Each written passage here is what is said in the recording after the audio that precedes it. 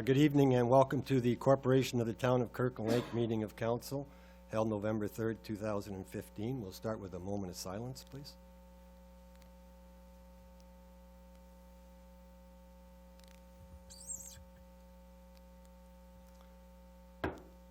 Thank you.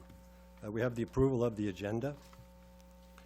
It was moved by Councillor Barker and seconded by Councillor Kiley that council approves the agenda for its regular meeting of November 3rd, 2015 as presented. All in favor?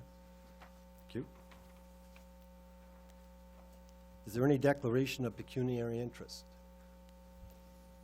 None shown. Petitions and delegations, we have none. Acceptance of minutes and recommendations.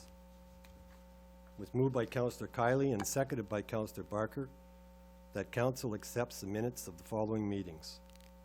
Tech Centennial Library Board held September 17th, 2015, and the regular meeting of council held October the 20th, 2015. All in favor?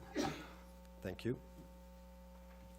Reports of municipal officers and communications. This is regarding the Kirkland District Hospital joint venture operating. We do have an overcontribution that we received in 2012, and it's a housekeeping issue with our auditors that they would like us, but because these funds are not externally restricted, that they should be accounted for in a reserve. And we would like to move the excess to the reserve fund as our policy indicates for future expenses of the Family Health Team, Family Health Center. Resolution. It was moved by Councillor Barker and seconded by Councillor Kiley that council approves the allocation of $110,129 from overcontribution to the Family Health Center to the Family Health Center Reserve Fund. All in favor? Thank you. Financial statements ending October 31st. Our financial statements are actually looking pretty good as of October 31st. A few things for council to keep in mind. Levy for capital items has not been moved across yet. That won't be moved till the end of the year. So when you see that in the revenue columns, that those moves haven't occurred yet. We're also waiting on some grants for daycare, museum, library that have not come in yet. Also, our landfill and cemetery revenues for October have not been posted yet. So those are to go in there. It does look like we're a little more under budget for fire and police. I just want to remind you that those are still under negotiation, those collective agreements, and we're looking at wage increases in both of those, so those numbers will change.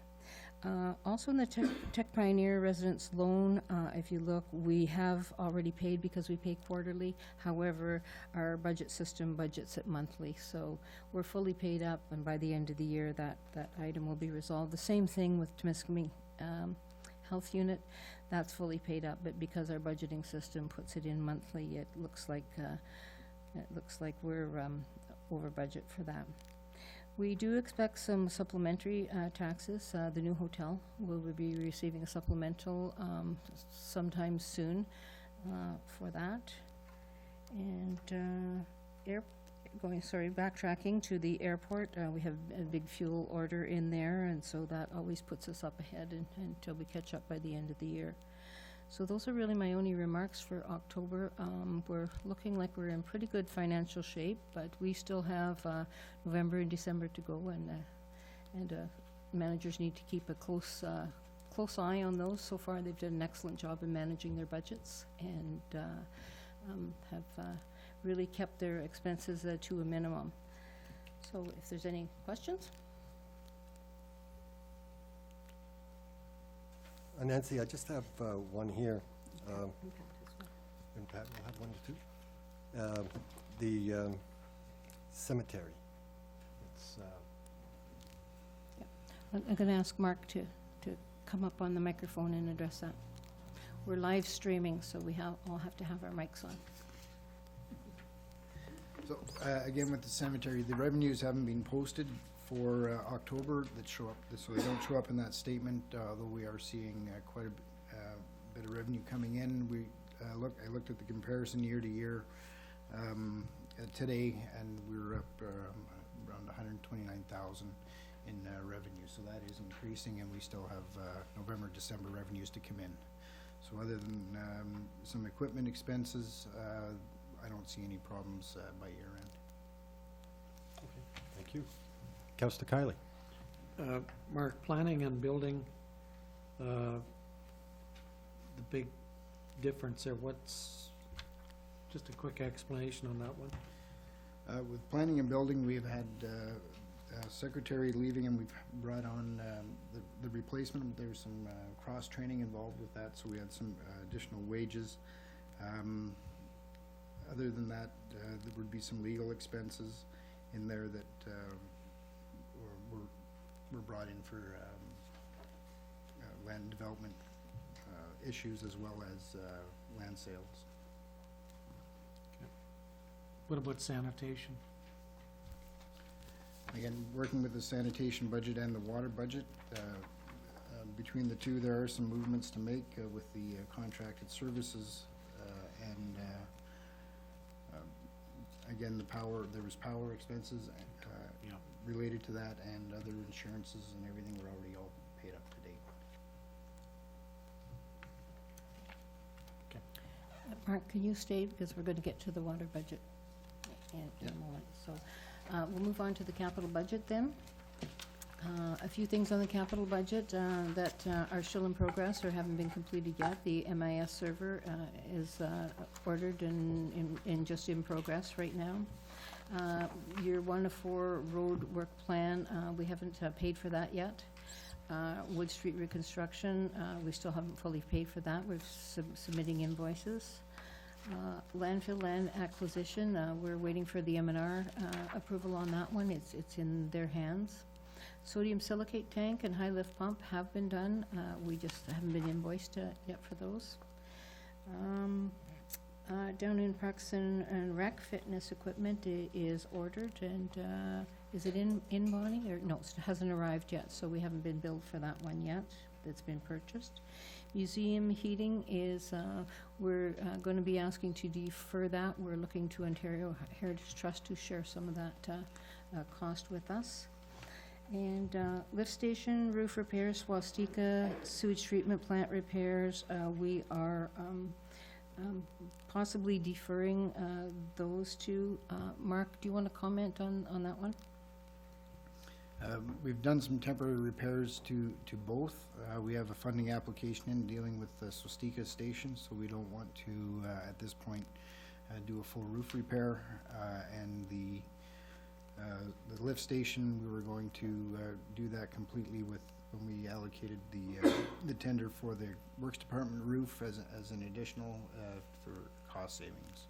At this point, they are patched up for this year. The garage roof at the Works Department will also be deferred, waiting on the engineer's report for structural integrity of the building prior to the roof being replaced.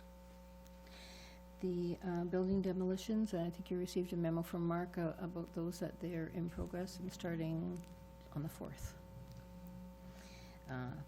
And that will be the buildings on Allen and 2nd and Yeah, on 62nd Street and Yonge Street, the old Capital Arms and the apartment building adjacent to it. So that the site's been fenced in as of today. The equipment's on site, and they'll be beginning tomorrow morning. Okay. So Mark, is there any questions on the capital budget? So we'll move on to the water budget. Mark, do you want to comment on your water budget? Well, similar to the, after the third quarter, so the Gull Lake Pumping Station contracted services are online with the contract. Under Waterworks distribution collection, distribution system, we've had quite a few main breaks and repairs over the years that have cost time and money to repair. This work has to be done as it occurs. We also have seen an increase in power costs associated with that. The power was removed from the contracted services so that we didn't pay an additional premium on top of the billing. So we are gaining that portion of it, but the hydro costs are up.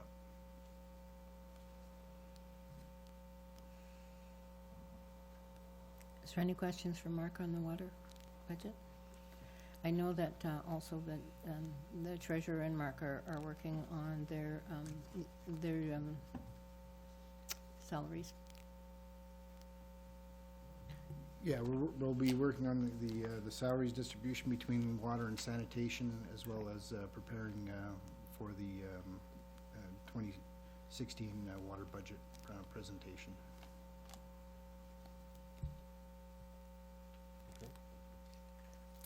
Thank you. And with just, 2 months to go, we're in pretty good shape and financially, and nothing seems to appear that will steer us in a different direction for the next 2 months. So just want to congratulate all staff for all their hard work and monitoring the budget. Councillor Kiley. Can I just ask one question? The tax write-offs, is that it for the year, this figure, or is there, do we go Jen? right to December 31st? Jen, can you answer Councillor Kiley's question of the tax write-off? Are you done for the year? I'm just wondering if that figure that we have here is pretty well it for the year. Well, should we choose to put some more money into the allowance for doubtful taxes, and that could increase? And if we do get any more additional write-offs from impact or the ARB, then we are forced to do those as well. Okay. Okay, thank you. Councillor Mino. Oh, sorry, Jen, I know you're up there, but my question was on the revenue side for the taxes levied. We levied 10,081,000, whatever, and we have a discrepancy of 1.6, and I know some people are on the payment plan, but can you comment on that in terms of how we are in terms of reaching that 10 million collection for 2015? So in the budget, you'll see that we do record that full $10 million. That's because when we do our final billing in, so we do our interim billing in February, and then we do our final billing in June, and all that revenue is recorded. Our current receivables at the end of October were $3 million. So it is coming down. I think in the comparison reports from September and August, we are on collection path. We're collecting about $200,000 to $300,000 a month. So, you know, we still have a ways to go. But we are working with the collections of the outstanding taxes in arrears.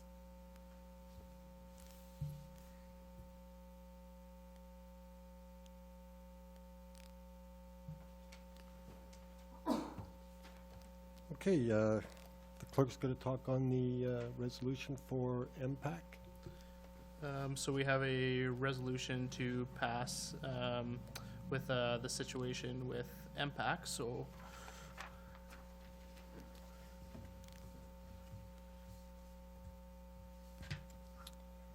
we have the resolution here that it was moved by Councillor Morgan and seconded by Councillor Mino.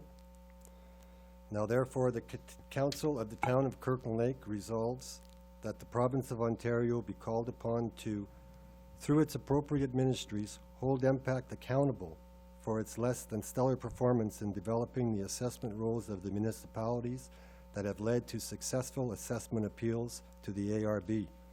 And further, that the Province of Ontario amend current applicable law to limit the ability of a taxpayer to appeal an assessment on which the current year tax levy was based only.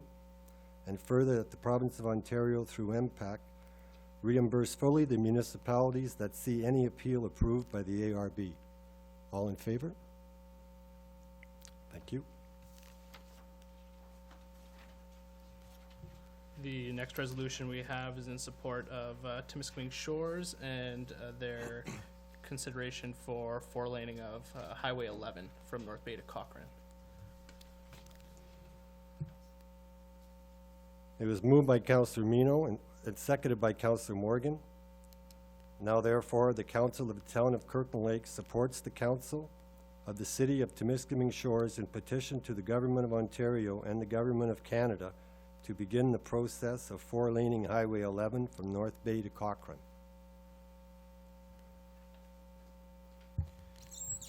Just a word of caution with regards to this. It sounds great, but after going to a couple AMO conferences and talking with people from Berks Falls, Sunridge, where the bypass has already happened, there seems to be a big decrease in dollars coming into the community because they're no longer on the main highway. So I just want us to take into consideration that four-laning the highway may lead to further hardship from an economic development perspective. So, thank you. Thank you. And for sure, you know, I think we're also supporting this in favor that it would make it much safer for our residents traveling between Toronto and Kirkland Lake. So I do have I do have a resolution. It was moved by Councillor Mino and seconded by Councillor Morgan.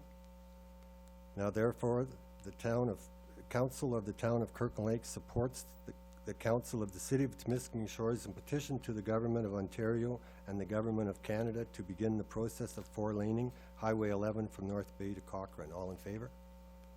Thank you.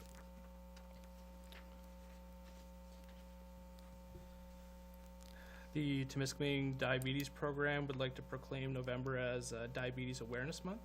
They also would like to inform everyone they're having a community walk from 6:30 to 8:30 p.m. at Northern College Gym on Thursday, November 10th.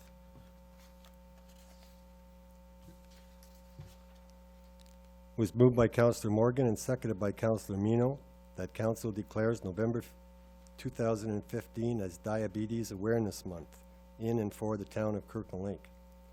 And all are encouraged to join in the community Beat Diabetes Walk on November 10th at Northern College Gym. All in favor? Thank you. The Teachers of English as a Second Language Association of Ontario would like to declare the week of November 8th to the 14th as English as a Second Language Week. Was moved by Councillor Morgan and seconded by Councillor Mino that Council declares the week of November 8th to 14th, 2015 as English as a Second Language Week in and for the town of Kirkland Lake. All in favor? Thank you.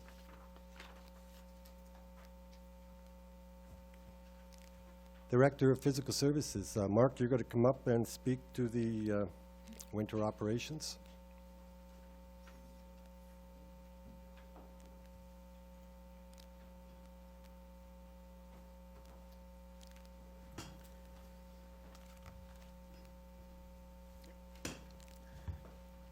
Thank you. Everybody knows Steve Ranta, he's our roads foreman, responsible for the frontline operations for the roads department, winter maintenance operations. So we've put together a package that outlines our winter operations program for the year. It's a bit of an overview. At the following council meeting, I'm going to bring back an in-depth, with Steve's help, an in-depth winter operation plan that deals with all the levels of services and everything else, so that council can adopt these plow routes and levels of services. So I want to go through how kind of where we're at, what we have, general information for council, and if there's any comments or concerns, we can address them when I bring forth the in-depth operational plan for winter operations.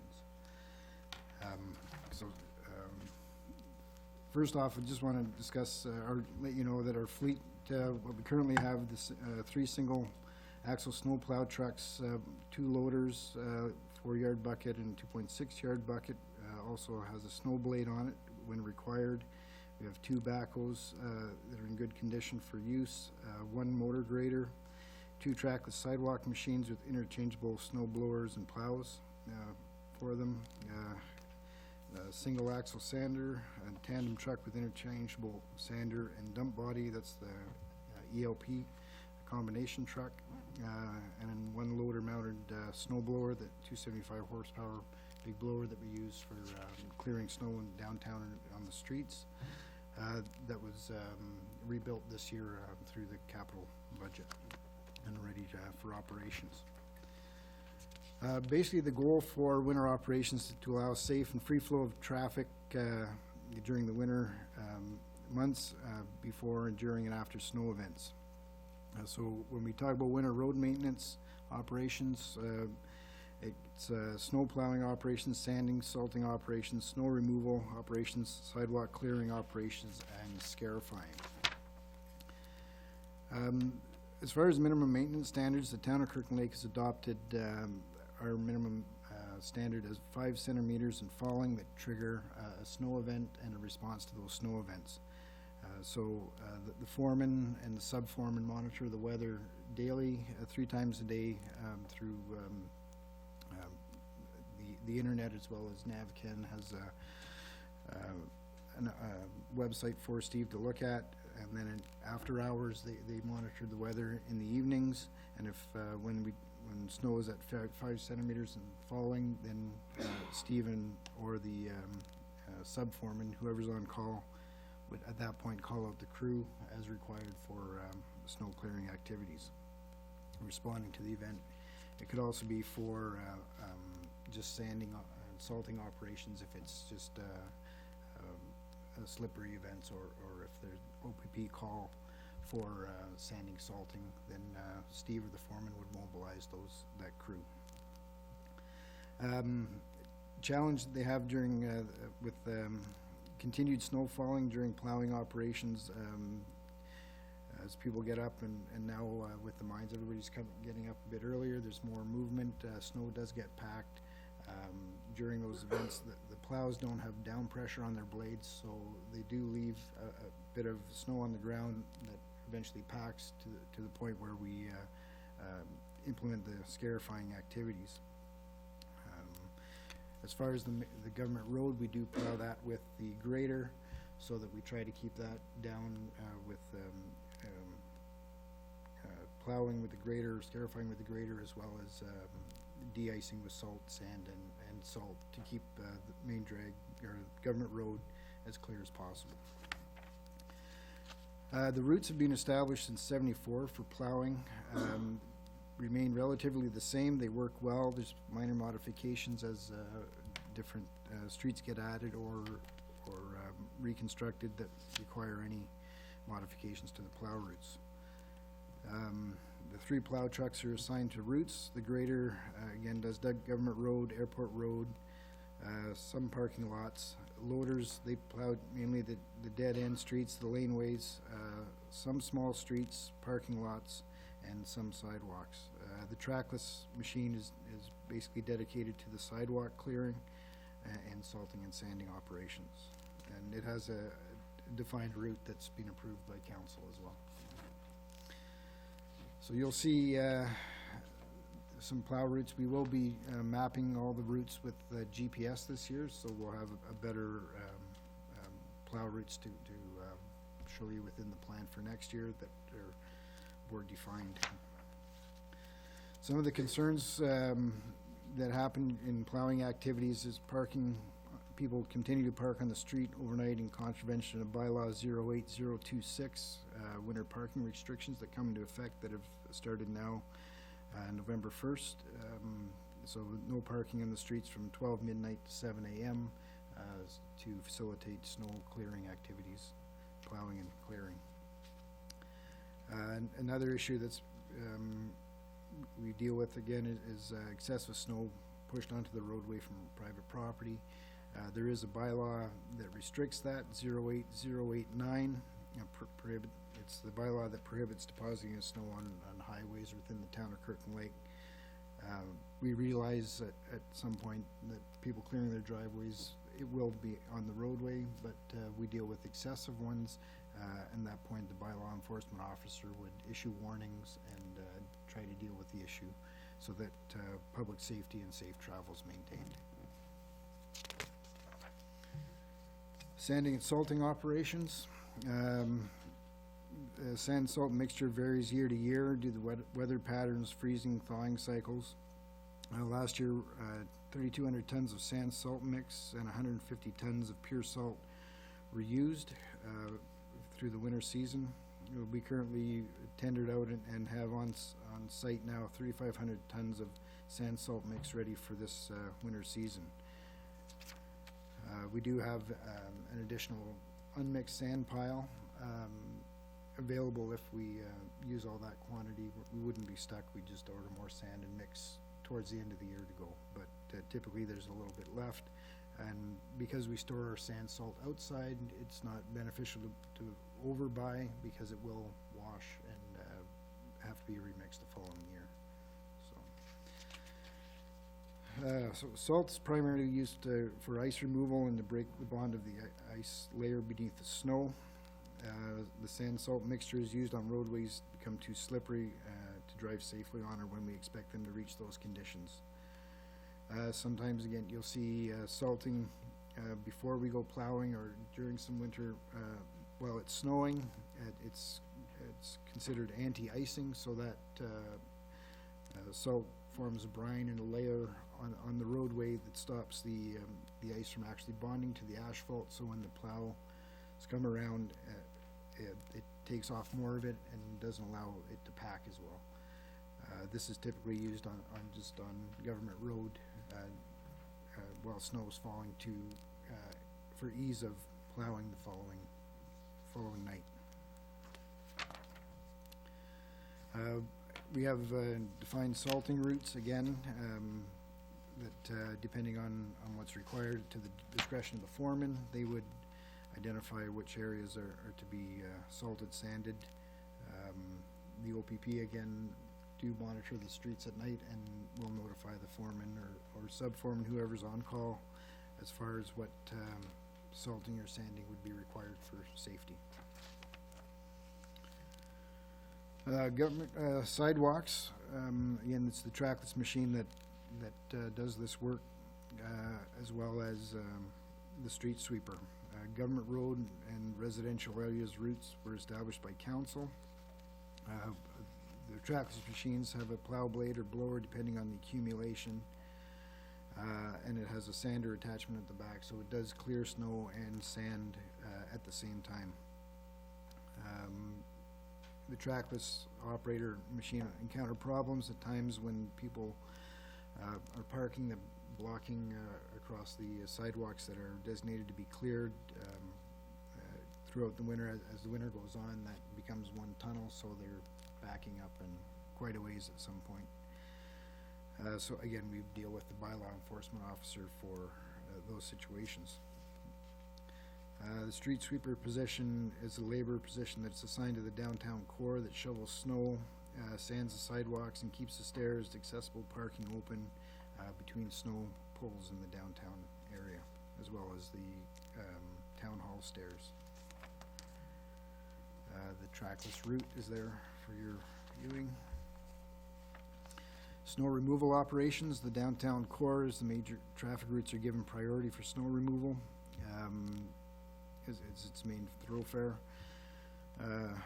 Snow accumulates downtown, it causes streets to narrow, making it dangerous for parking, driving, and difficult for pedestrians to navigate. Last year, between the poles, when the snow accumulation on the banks became too much, prior to pulling the snow, we did install the no parking signs on the south side of Government Road to ensure that the truck and transport traffic can navigate safely up the hill on Government Road. When we do pull snow, all equipment's required in this operation, as well as the hired trucks to haul the snow away. Typically, we have 7 hired triaxle trucks. The grader is out first, pulling snow from the banks into the middle of the road with a plow truck who builds it up. The trackless machine and backhoes come out and they pull the snow off the sidewalk onto the road. Everything gets pulled into the middle. Then the loader mounted blower comes out with the hired trucks. Typically, I think it's about 4 o'clock. That's operation starts, and then they clear the snow from there. Again, concerns vehicles again that ignore the flagmen when those operations are going on. There's a lot of equipment involved in the progression of this event, and vehicles ignore flagmen and try and go around through the operations, causing a dangerous situation for the men that are out there and the equipment operators. A lot of spectators like to come out and see it, and try to get too close. So it is a concern, but the flagmen are trained and try to keep the public out of that area. Snow removal operations, between the poles, we do intersections and spot removal occurs, intersections and spot removal occur between snowfalls and address problem areas for intersections for increasing visibility. We also have the school drop-off areas and the accessible parking areas that are dealt with as priorities. Residential snow removal usually starts later in the season when we have the accumulations that warrant it, and it's done between snow falling events. So when we're not plowing snow, we're removing snow from somewhere. Approximately 200,000 tons of snow is removed per season and placed in the snow dumps.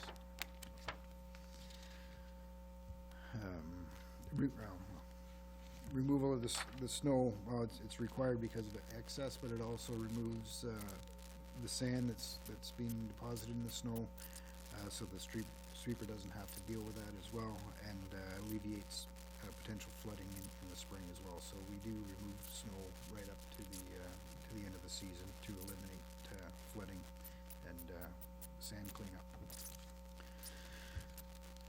Hydrant snow removal, so the fire hydrants are kept open with the waterworks department. Typically, they shovel the hydrants after snow events.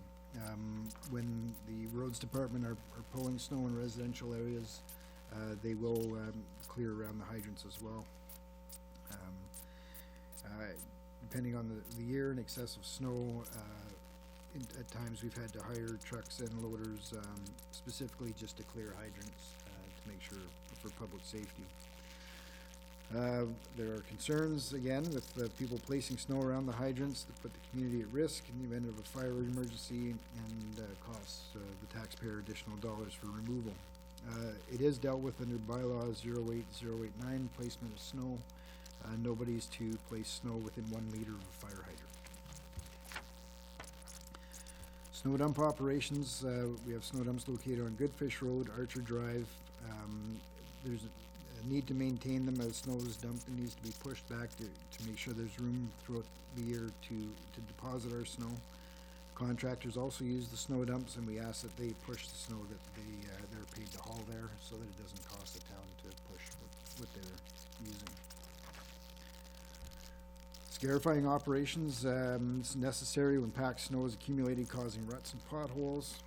The grader scarifies the road down the asphalt surface. Intersections and driveways are cleared with the ice trunks by the town. So we do follow along with the loaders and the backhoes during scarifying operations to remove the heavy ice pack that gets deposited in driveways and intersections. The grader can move along fairly quickly, even with heavy snowpack as it's lifting it. So even with the 4 pieces of equipment assigned to follow it, it's hard to keep up with it. So at times you'll see the grader stopping so that the loaders can keep up with it and that doesn't get too far ahead and leave people with excessive snow in their driveways for too long. One of the misconceptions is that every time the grader's seen out plowing that it is scarifying, although we use it with the straight blade on different routes, different times just to scrape down. It's not really scarifying, but we do get calls of why we haven't cleared the snow in people's driveways, but it's not a scarifying event and it's not over an excessive amount, but it's the perception that if that grader is out in your area dealing with snow, it's scarifying and the town will remove that. So we do when it is excessive and scarifying, but in between, it's not a normal practice. We have a dedicated crew of employees with the town, lucky to have them.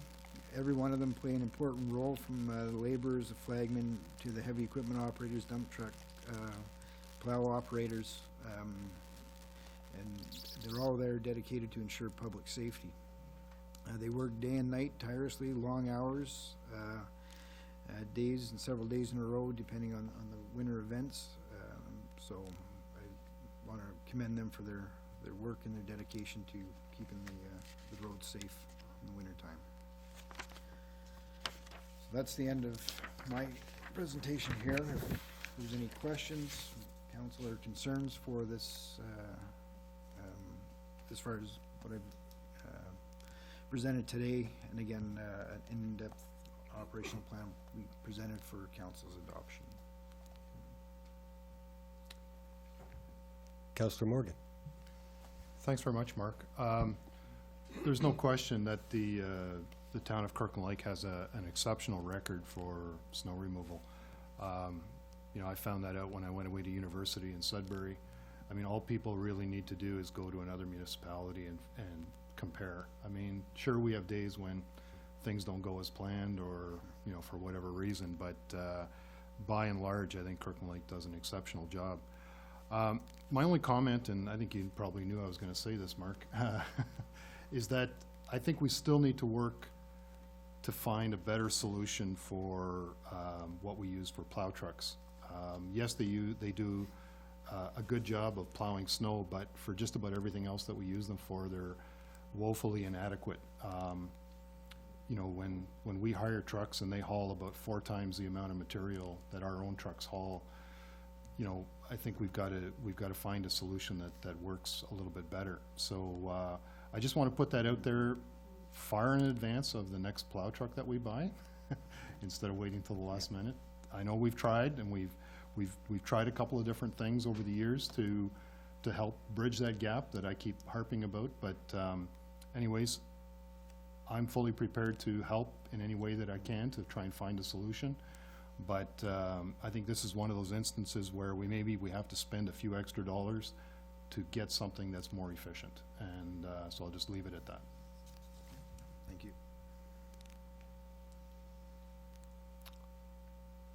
Councillor Mino. Mark, that's a good plan. The comments I'm hearing around town is they're very satisfied with the snow removal part. The complaints I've been getting is the sanding part. And so what people are asking is to have sanding more sort of timely fashion, because obviously when you go through those intersections on Government Road, sometimes there's a north wind or something and it just washes away really quick. So what I'm hearing out there is if the sanding could be done more timely fashion, maybe more often. I don't know what that involves, but I see that you've increased your tonnage to 3,500, so I'm assuming that it will be fully used for that purpose. So that would be my sort of concern to be addressed. The other concerns, you've got some concerns about the bylaw about the fire hydrants and so on, the snow. I would just suggest that we reiterate that through our media releases and stuff like that, that these people cooperate to make your job easier. I'm a little surprised about people not respecting the flagman. That's dangerous. Yeah, it typically happens in the snow pulling events. I don't know if Steve can make any other comments towards that, or?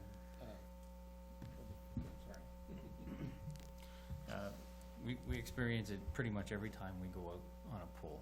People, there's a lot of people from out of town that know that they can get to work using this route or this street. If you suggest to them to move to another street, 2 streets down, they don't comprehend it all that well. They're not comfortable with going over. But you know, we wouldn't send them on a wild goose chase. The flagmen pretty much know the town, and they try to direct them. But there's some people that are just too stubborn. They're going to go that way, and that's it. It doesn't matter if they get stuck between the blower and the loader pushing behind them trying to clean up, or behind triaxle trucks being loaded. So they end up driving in a bit of a snowstorm by the time they get out of it.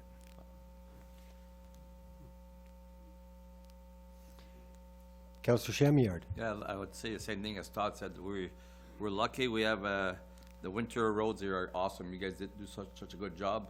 I mean, people complain, but like Todd said, if they go somewhere else, they realize we're really lucky. Just one thing about scarifying. So last year, I remember at the beginning of the year, you scarified one time, and you didn't clean up after. Is there a amount of scarifying you do, or is this sometimes you don't clean up after?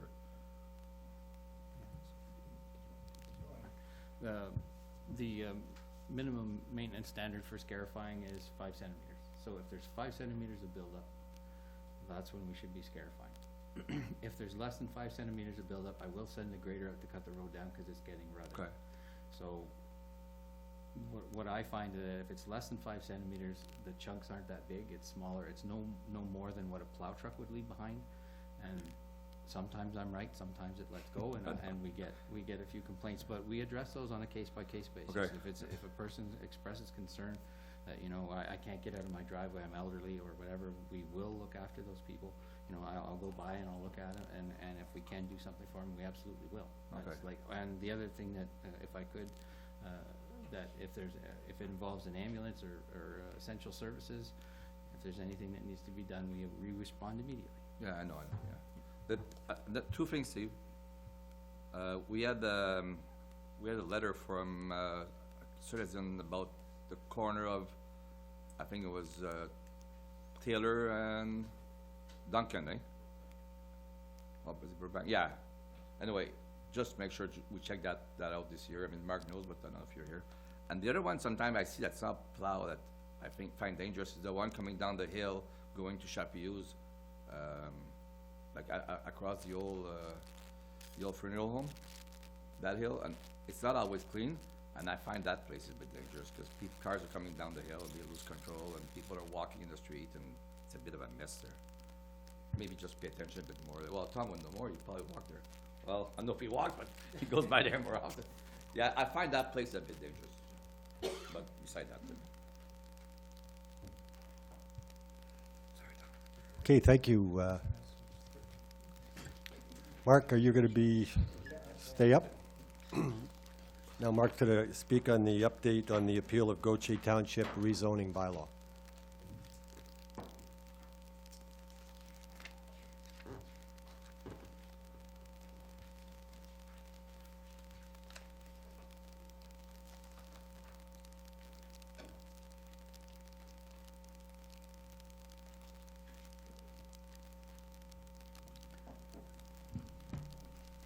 So I presented this report as an update to the appeal that the town has done with the Gautier's bylaw 967-15.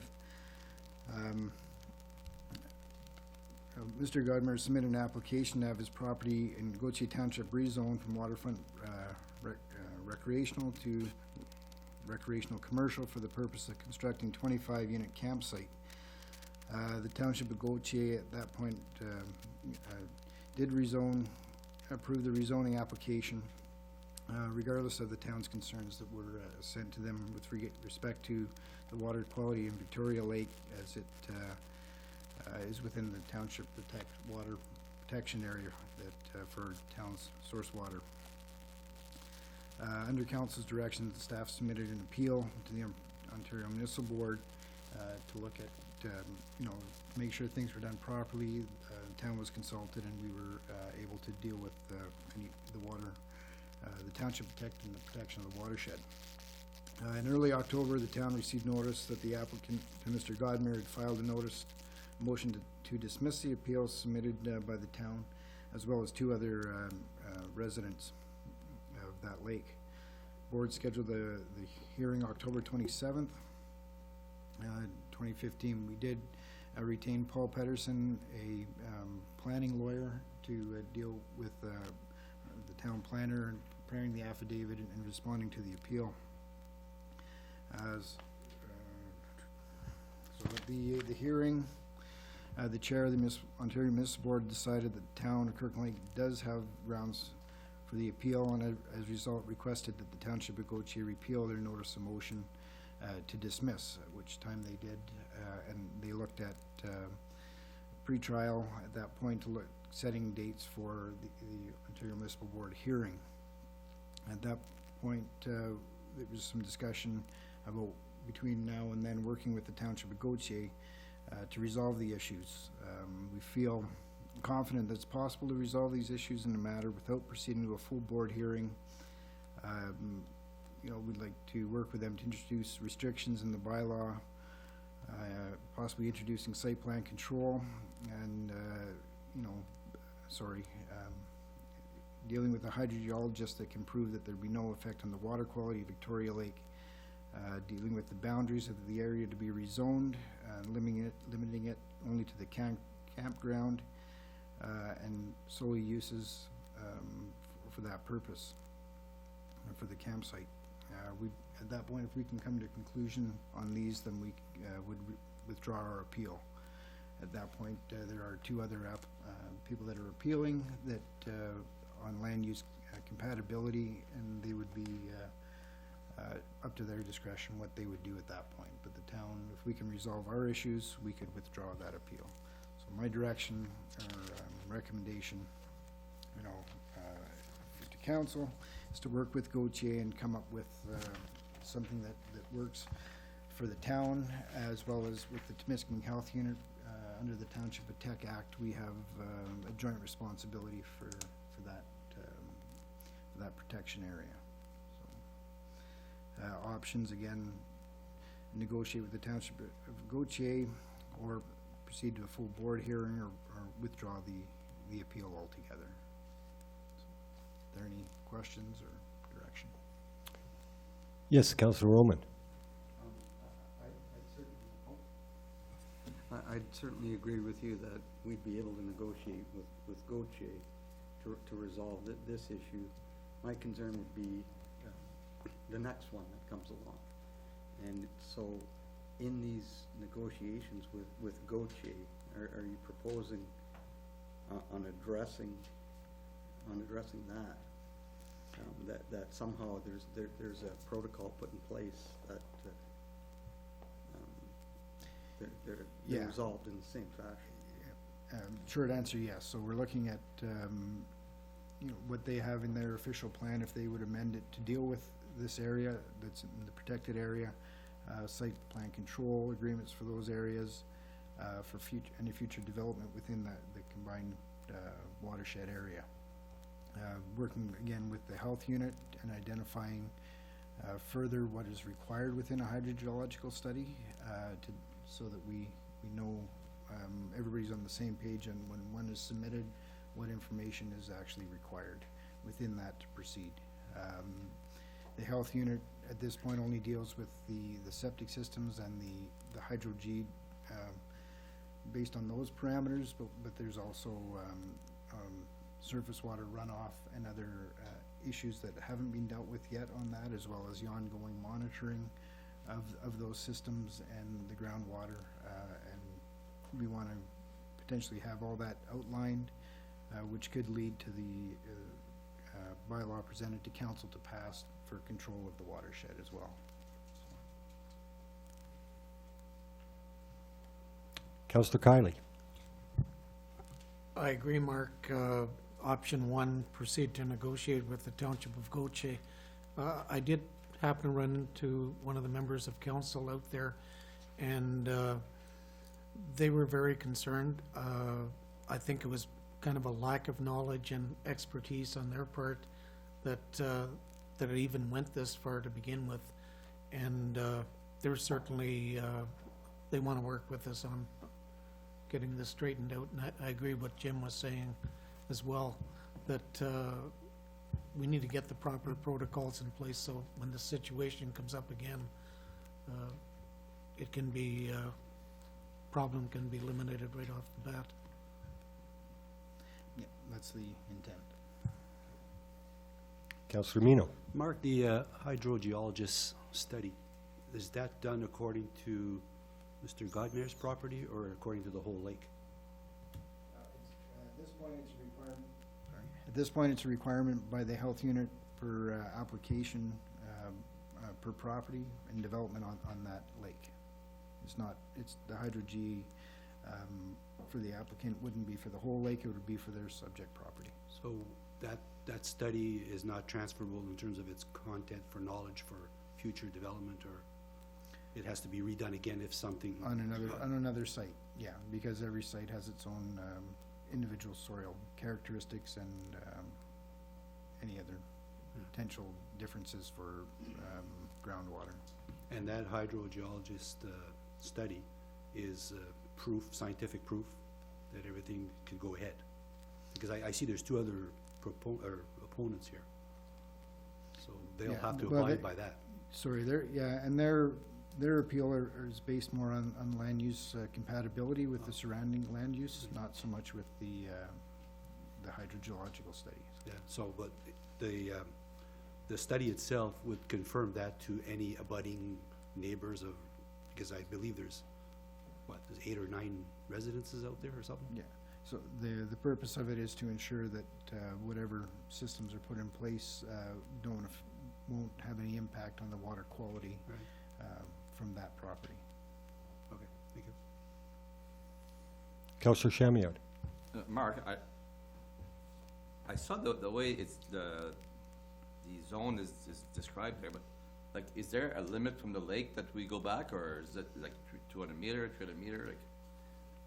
Well, right now, within the Township of Tech Act, the whole area is considered the drainage area to the lake. There's different ministries in the health unit and the MOE have different setback distances requirements, so that's what we're trying to establish together with Township of Gautier and the MOE, Temiskaming Health Unit, what would be an acceptable distance and what would trigger a hydrogeologist report. Okay, because, yeah, because when you look at the thing, some places like 100 meters, some places like 600 meters, and I know it was, when was that done, in the 40s? The zone What's itself? that? Eh? Which, Was that the act, was that when they put the act that they defined that zone? yeah, That's way before GPS nowadays. Yeah, when the Township Tech Act came into effect, that's when they defined what the zone was gonna be. And it's larger than just Victoria Lake, it's the whole watershed. Yeah, because, I mean, from what I look, it looks pretty far what they are, but also they have 25 site, they maybe could go a less site, and there's a lot of work that could be done there, maybe to try to accommodate everybody. Does everybody in that lake has a hydrogeologist, yeah, all developments that have gone forward since the implementation in '91 from the Temiskaming Health Unit were required to have a hydrogeologist report. They provided them to the town at that point as a courtesy. It's something we'd like to change, that, that we're more involved in the process of reviewing the hydrogeological studies as well as a joint effort, as opposed to the Temiskaming Health Unit just requiring them, approving them, and providing them as a courtesy to the town. so we have one for all those buildings that are there? Yeah, as far as I'm aware, and the health unit had sent me all the copies they have. Okay.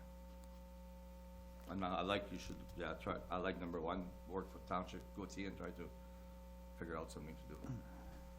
Counselor Barker. Definitely in favor of option number 1, to proceed with negotiations with Gautier. I don't need to say it, but I will. As councillors, we are personally liable for the water quality that we give to our residents, and so that becomes my number 1 priority, is quality of the water. There's been points raised in the past that we haven't pumped for years from there. That's not the point. The point is, when we need it, it needs to be as clean as possible, so that we don't jeopardize the quality of the water. Another argument that's been passed around is just look at Ramsey Lake in Sudbury. Ramsey's a deep lake, and they still have issues with blue-green algae. I think that's something we need to keep in mind. Blue-green algae, you can boil it, you can do whatever, it still doesn't take the toxins out of the water. We just need to be mindful of that moving forward, that there are issues that do pop up from time to time with when we interact with water. So, like I said, in favor, but we need to be wary. Counselor Morgan. Mark, Norm raised a good point. Although the hydrogeological study is not required for the entire lake, does the hydrogeological study, like the most recent one, in this case for this park, does it account for the other residences that are already on the lake? Like, is there some aspect of this that's taking into account the cumulative effect of the residences around the lake? And if not, who would be looking at that? So right now, the hydro-Gs don't really have a defined parameters, and I don't believe the ones that were done look at the other. What you're talking about is a lake capacity assessment that would need to be done. So we did identify that in our official plan, that that should take place. So I think that's discussions with the health unit and the town as we regulate that area for sanitation. That we, at some point, we're gonna need to trigger a lake capacity assessment when there's more and more development. So that is also to be discussed with Gautier as far as their land sales out there and at what point it would trigger that. Councillor Shamiard. Yeah, Mark, I remember the last time we talked about this was about 2 months ago, maybe 3 months. And we were supposed to go there as observer, but now we realize we seem to have hired a lawyer to help us. So we did attend a meeting initially when this was going through and provided written correspondence to the Township of Gautier prior to them passing this. The OMB hearing hadn't been set yet, and then an application was put forward for a notice to dismiss the motion outright. So at that point, we needed to respond, or otherwise RFP would be dismissed and nothing would be resolved to go forward with. So we did hire a planning lawyer to represent and work with Ashley in preparing the affidavit for our position on that. So it's only been a couple weeks, and not a lot of time with the specific planning lawyer to deal with the issue. So is this guy still involved in this, or? He is at this point, but very minimal. As he won't really be doing much as we work forward, dealing with Gautier. Once we resolve it, and then he would no longer be needed. Okay, yeah, sure. The town of Kirkland Lake and the Temiskaming Health Unit are jointly responsible to protect our source drinking water and to make sure that generations going forward, that when people turn the tap on in Kirkland Lake, the drinking water is going to be safe. We're also obligated to follow the Tech Act as a tool of doing this. And within that watershed is Victoria Lake, and we're obligated to make sure that all the squares are checked and all the T's are crossed. And if the resident in the Gautier Township does this, then we would fully support and approve this, as well as drop our appeal. But it's necessary that all this is done. And certainly, how can we accomplish this? I think we could accomplish this by working jointly and working with the Township of Gautier to come up with a good solution and protect the water at the same time.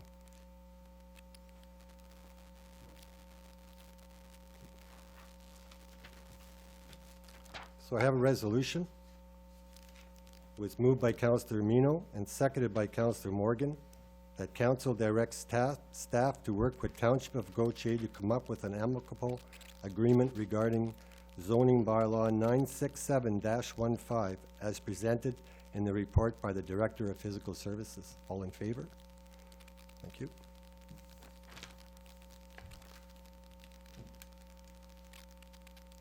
Okay, Mark, you're still in the hot seat.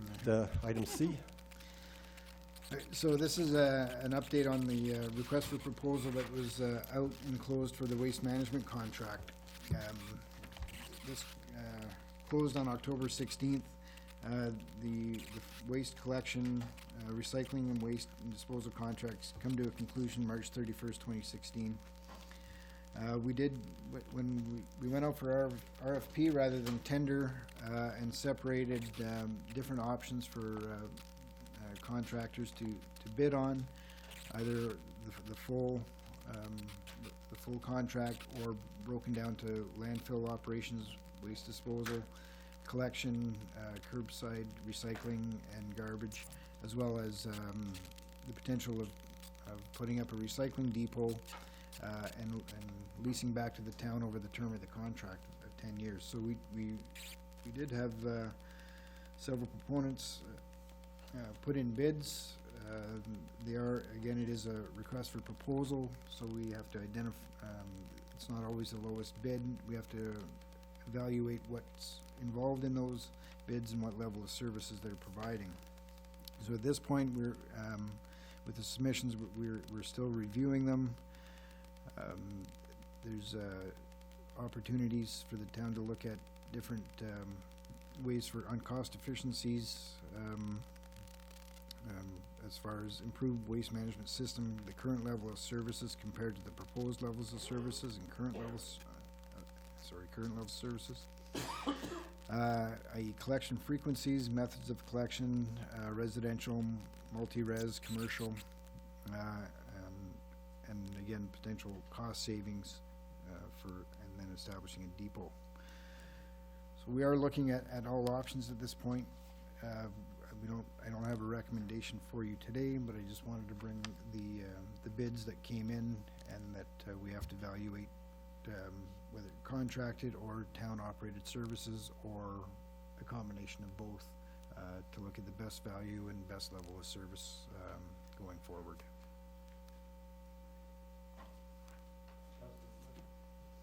Councillor Barker. Mark, when I initially looked at the RFPs, I'm a little nervous about the 10-year contract, especially with the quality of, and the issue with the quality of services over the last few years. I'd like to see maybe a smaller term with the option to sign on for extensions to the contract.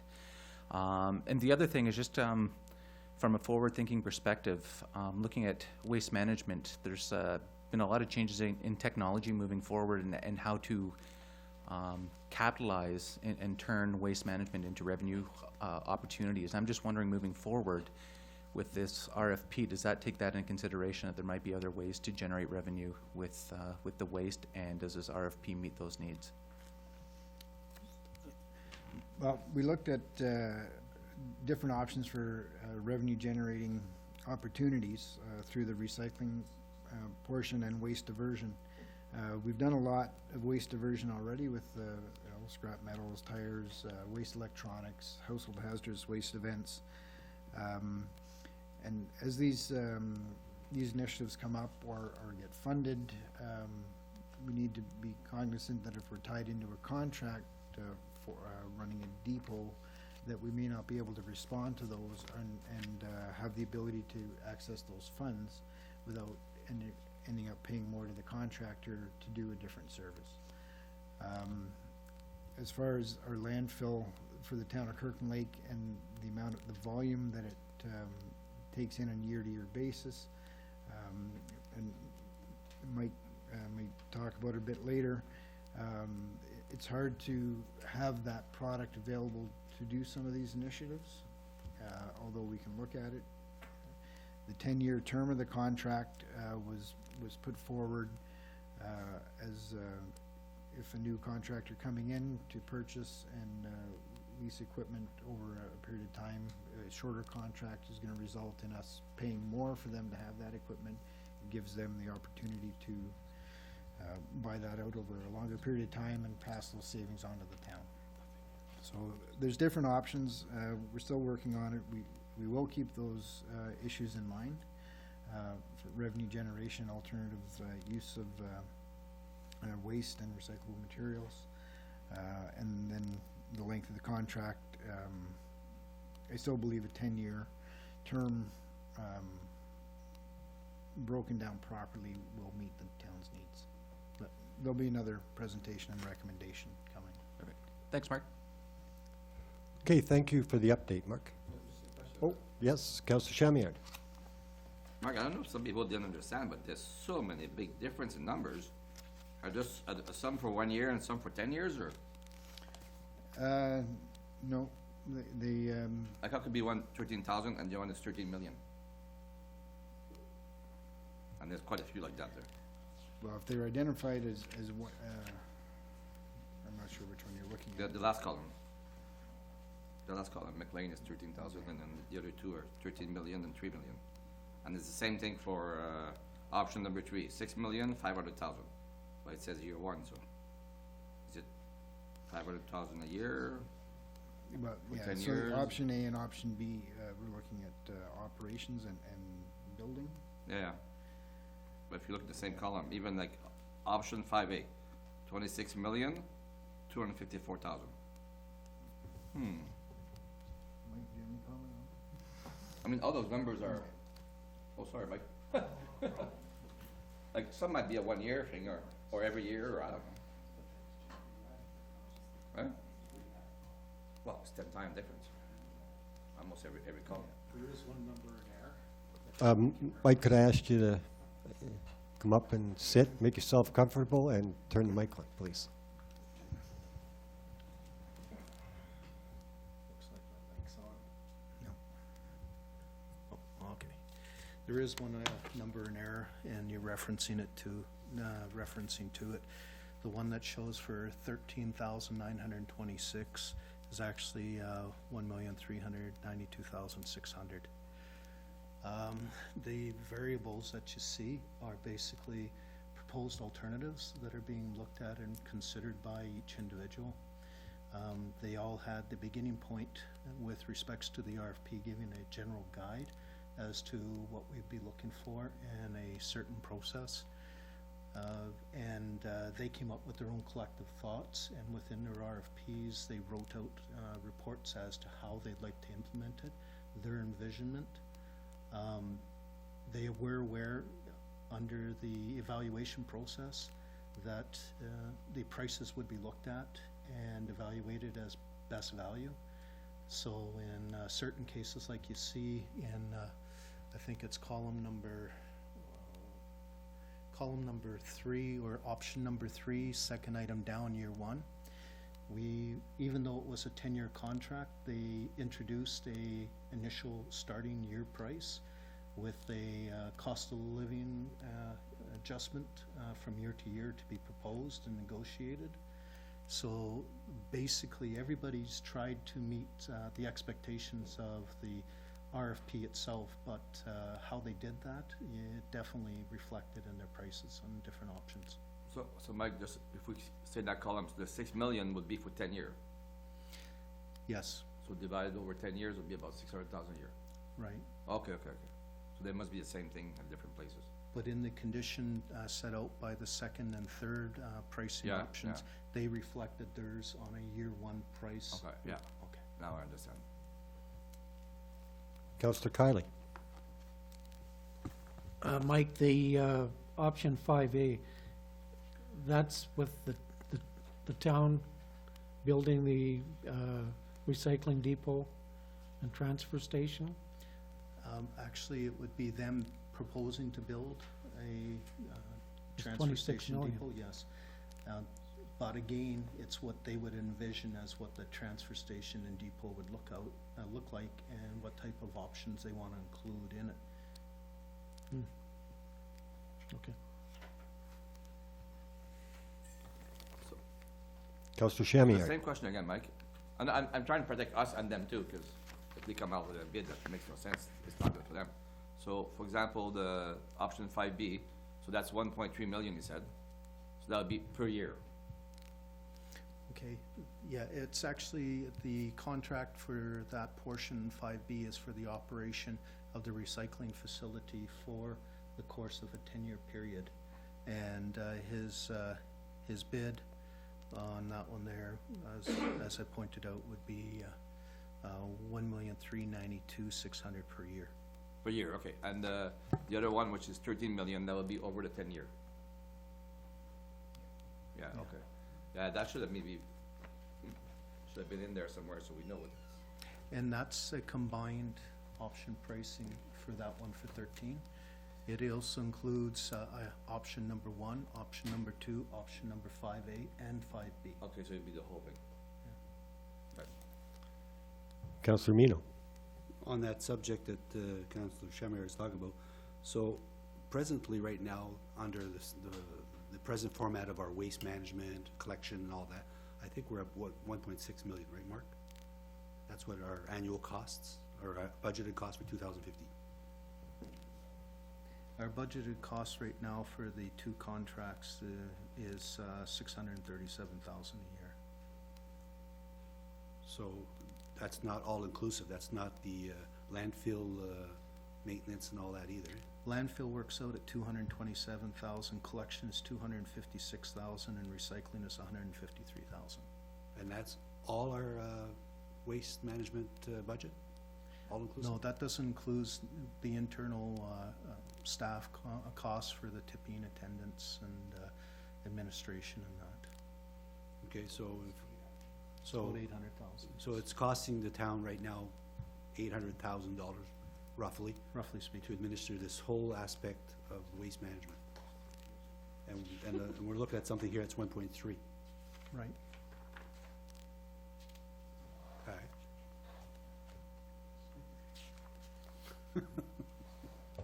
That's a pretty steep increase. And the other thing I noticed too is that at the bottom it says updated May 2014 on my page. Does that mean some of these RFPs came in last year? That's a typo in the minutes. Okay, so these people submitted these in 2015, within the last, It was closed October 16th. oh, October, okay. Yeah, it All just right. closed last week. Okay, so because I was wondering about an escalation too. So, okay, all right, thank you. Counselor Ruman.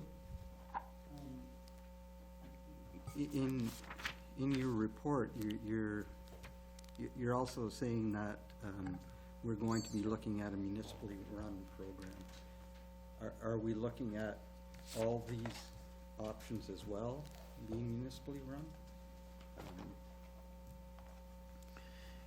Yeah, we're looking at completely town-run as well as pieced out. So we're putting together prices and operational and capital budgets for the town in conjunction with completely and then individually with contracted services. So we'll have, for each of these alternatives, we'll have a comparable municipally run operation, the cost of. Yeah, that's correct. Okay. And that's all gonna be presented at the same time? Yes. Yeah. And can I ask when you figure?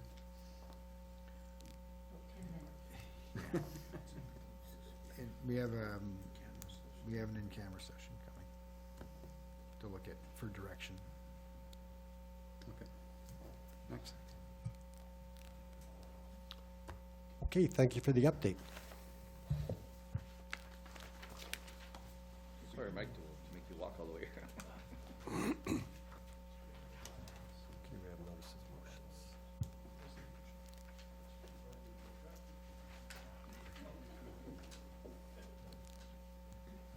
So our next on the agenda is our notices of motion.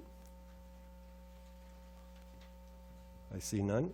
We have our confirmation bylaw. It was moved by Councillor Morgan and seconded by Councillor Mino that bylaw 15-113, being a bylaw to confirm the proceedings of council at its meeting held November 3rd, 2015, be read a first, second, and third time, enacted and passed. All in favor? Thank you. Councillors' reports. Councillor Morgan. Yeah, I just want to comment on the province's decision on Friday to reintroduce the province-wide spring bear hunt with the non-resident component. I mean, I think that's very clever. But if you'll recall that our bylaw or our resolution was not specific to the spring bear hunt. Our concern was about human bear encounters and for the province to deal with that. And certainly the spring bear hunt is a big step in the right direction. But I just want to make sure that the province doesn't think they're off the hook when it comes to protecting our citizens from the potential that there's still a big problem with bears next summer.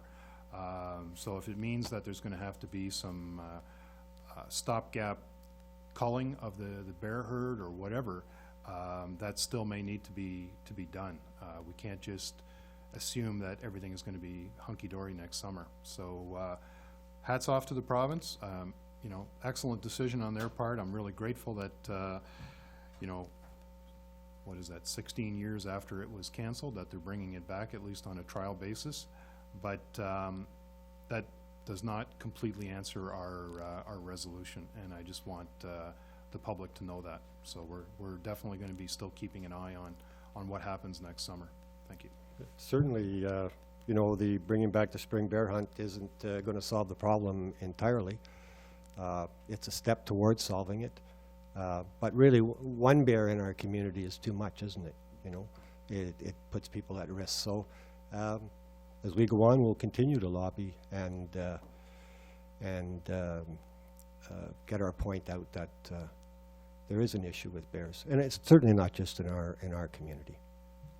For example, Halloween, there was one marauding with the children in one neighborhood in the community. I mean, that is really unnerving, so.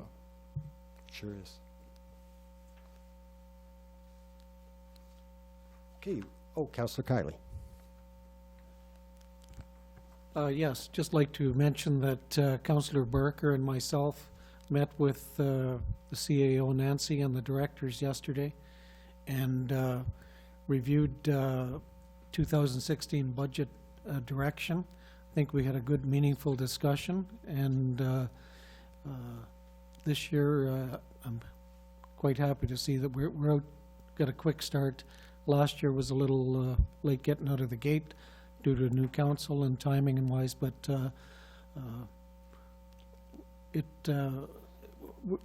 we're on the start of it, and it's a good start, put it that way. Thank you. Thank you. Okay, we have the adjournment. It was moved by Councillor Mino and seconded by Councillor Morgan that council adjourn its regular meeting of council held November 3rd, 2015, and move to an in-camera meeting to discuss one property issue and one contract issue. All in favor? Thank you.